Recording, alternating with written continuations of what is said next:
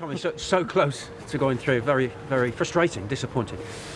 Yeah, I mean, ultimately, yeah, we're disappointed because we've gone out the trophy. It wasn't unlucky. We didn't put the game to bed, and we should have done. I mean, I don't know how many times we've hit the woodwork in the game, but the amount of chances we've made and the domination we've had in the game, particularly in the first half, we should have had the game put to sleep. So from that point of view, like I said to the lads at half time, you don't want to come in at the end and shoulda, coulda, woulda.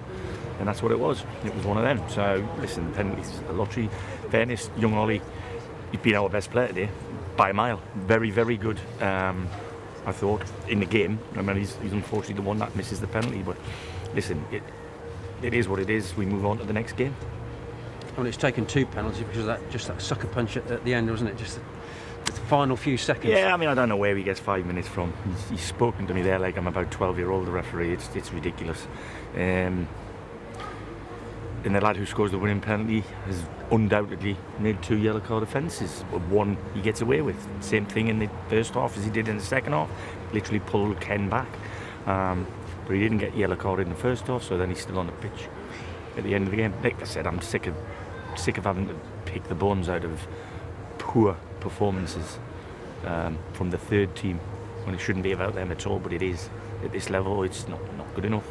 But I can't blame them for the fact that we didn't score the amount of goals we should have scored. And he's had big goals, had great publicity and news over the last few weeks, and he's missed 2 or 3 ridiculously easy chances. So that's the life of a footballer at this level, I suppose.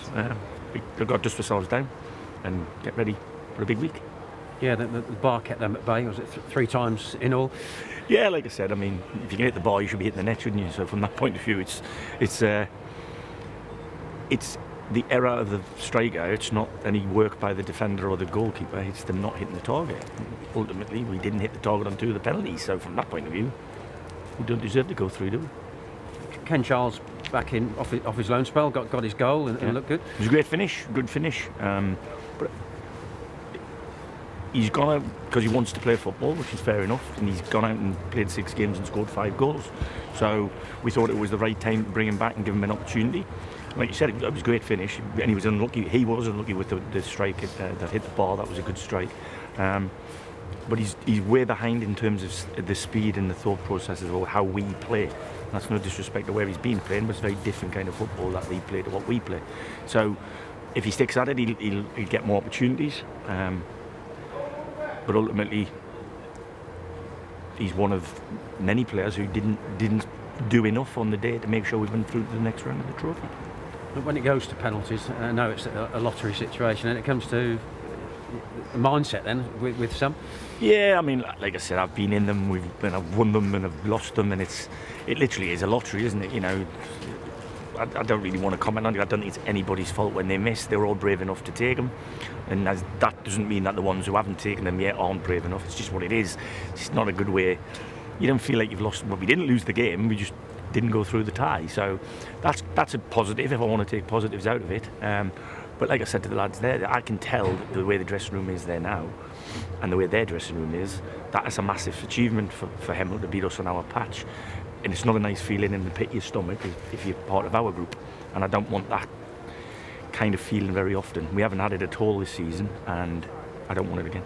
But hopefully it's feeding off that, isn't it? And making sure it doesn't happen again. Yeah, absolutely. You always look for a reaction. If you've had a great result, you don't want an after the ordinary show. If you've had a not so good result or outcome, then you want a positive reaction. And what I will say about these lot, whenever we do, or whenever we had this season had a disappointment, whatever that disappointment was, take the Kettering game for instance in the cup, we responded excellently well within 3 or 4 days. When we lost at Gloucester, we responded excellently well at Doncaster. So from that point of view, I'm not expecting anything different in that trend. So we'll get back on the horse on Monday, but a good full week's training, and I'll be looking for a fixture on the 17th of December instead of the trophy game, won't we? And just the frustration of the fact that this is a competition that every team has a right to think that they can go quite some way. Yeah, I was hoping so. I just said to them, that's it, lads, we're not going to Wembley this year, well, unless we're going to watch it. But yeah, I mean, it is a realistic thing. I think if that it's gone. So, like I said, I keep saying this to you every week.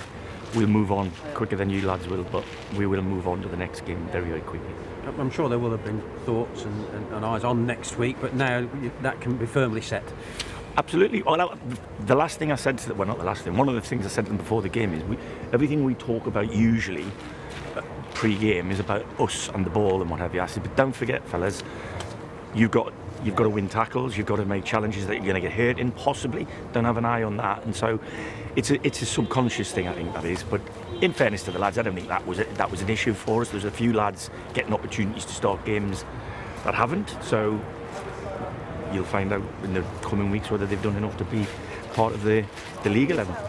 Obviously not involved today because of injury, Theo and Jordan. Any news on them for next week? Well, they're both in a much better condition for the rest that they're having. I mean, they're both fit enough, so I'm not pushing them to try and train too much between now and next Saturday.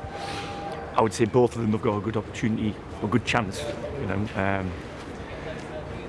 But it's like anything, when you've had a problem, whatever it is, it can take 4 or 5 days to settle down and you're feeling fine, and it can take one movement can make it happen again when they're muscle injuries. So we're in the lap of the gods at the moment, but I'll probably know by Tuesday at the latest whether they've got a realistic chance. And having that league game moved, that gives you that full week, which is good. Yeah, I would have preferred to have a game now that that's happened, but yeah, listen, swings and roundabouts. Yeah, we've got a full week's training. We're not going to overthink this, by the way. It's another match for us. It'll be a very different environment to what was there today, I think, and hopefully we can play a little bit more like what we have played like, rather than what we just did play like. You always say once the final whistle's gone on one, you're into the other. But interestingly, you just said, just like any other match, everything around it's not like any other match. No, and that's brilliant. And I hope the whole of Norfolk comes and supports us. To be honest with you, I believe that the sales have gone well, and the town should be yellow and blue next week, because at the end of the day, well, certainly in most recent history, they haven't had a game as big as this, with potential, gains that come with it, or possible gains that come with it. So, yeah, listen, we hope it's rammed to the rafters, and most of it's yellow and blue. That's what we want. Is there anything you have to do differently with the lads that to prepare for it? Because it is going to be different for most of them, isn't it? If this is packed. Yeah, I mean, a lot of our lads have played in big games, played in league football, some of them. So from that point of view, I don't think it'll faze them. It's our patch. We know how the pitch plays. We know that the vast majority will be partisan towards us rather than against us. So from that point of view, I think it's why you play the game. It's why you coach and manage in the game.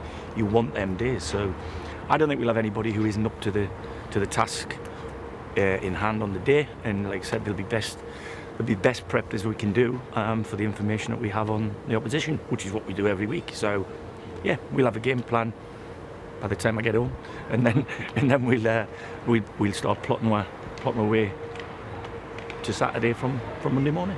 It can't go without saying that some people would enjoy the touchline watch with Steve Evans one side and you the other. It's warm. He's a cuddly bear, Steve. He's all right. Tell you what he does. I remember one time I played against him when I was a Salisbury manager and he was the Crawley manager. And I think we drew 1-1, I think, that game. And he grabbed hold of me like I said, big cuddly bear. And he said to me, "Like me, you." I said, "What do you mean?" He went, "Well, you'll do anything between 3 o'clock and 5 o'clock to win a game, same as I will." Fair play. Listen, he's a good football man. Whatever you think of him, he's a proper good football guy. He's got a hell of a career, so you can't knock the bloke. I'd like to think he makes me look quiet, actually, but we'll find out. I'll have to get the vote. Look very healthy, I'd say. Well, listen, I would never knock anybody about that. That's Steve. He was a professional footballer guy. He's been in the game a hell of a long time, and he deserves huge respect. He's got a great staff. They work so hard together. I know, and obviously we had Pledge here last season for a little while, the goalie coach. So, listen, we give him and his team the utmost respect because they are where they are.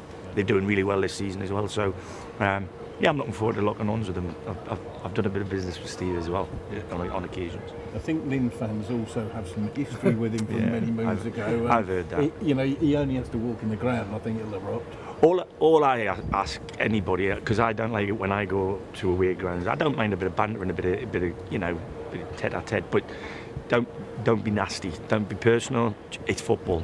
He's a man doing his job, and he gets paid for it. So yeah, you can give him a little bit of grief, but don't, I would just ask people to be, respectful of why he's here. What would you ask for your team stepping out onto that pitch after what we saw at Doncaster? What do you ask of them? Don't leave anything to chance. Don't be coulda, woulda, shoulda. That's it. It possibly is the day in the sun for our lads in terms of the size of the game and what have you, but it might not be. Everybody, when we went to Doncaster, quite rightly would have thought that was a day in the sun, having a great day out at a good stadium, great football club, great pitch. Well, it turns out we're having a second one, so might stop there. And we've got like half the BBC's in Qatar, the other half will be here next Saturday. Yeah. What did it do for the football club itself as such, one of the biggest names in world business almost, the Beeb here, covering it all live? It's brilliant. Listen, it's got to be great, not just for the football club, for the town. At the end of the day, we're out on a limb here. Everybody knows that, but it's a brilliant town. I stay here most Friday nights, and I enjoy the delights of the town. It's got lovely restaurants, it's got great bars, it's got nice people in it. So I hope it's a beacon of light for the town. It'll help the town. So there'll be a lot of people coming here, and I hope after that game they come back again, because every football. I'm from Newcastle, so there's no choice that you have to like football when you're up there. But the people of Kings Lynn should have something like this to want to come to, I think. So, And again, you said before you don't want to make up the numbers. Well, we're not there to make up the numbers up. Listen, we'll be competitive, if anything.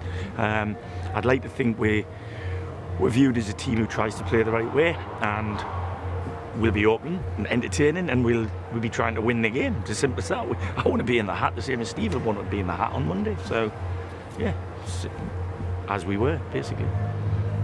Was that in the when you came across Steve for when you was at Salisbury? Was that in the FA Cup? No, in the National League. In the National League, yeah. Because they actually didn't they buy us, the lad from Salisbury? He bought him from me, yeah. Started at $5,000, I got $100,000 for him. I think Steve was a businessman. Matt Tubbs. Matt Tubbs, that's the one. He bought two off me. It was Matt Tubbs and Chris Flood. Yeah, he scored a hatful of goals, didn't he? Great player. Tubbs, he went on to have a really good career. We had a few down there, actually. Him, Liam Feeney. Yeah, very good. Very good. Looking ahead to next Saturday, it's a massive game.